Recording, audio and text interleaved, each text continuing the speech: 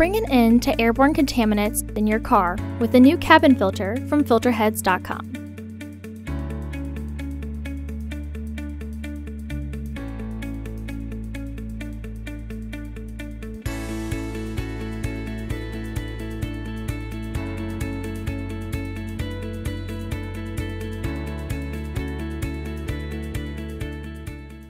The cabin filter is located on the passenger side of the vehicle, behind the glove box. Open the glove box. Push in on the sides of the glove box to release the stops and lower the glove box. Unclip both sides of the housing cover to remove it. Remove the old filter from the housing and clean out any debris inside.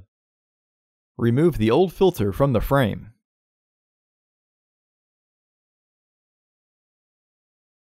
Install your new AQ1058 filter with its airflow indicating arrow pointing down.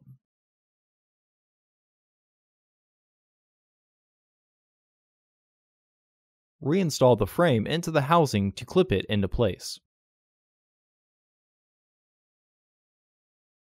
Reinstall the glove box assembly. Close the glove box. Visit our website to order your filter to ensure that it fits.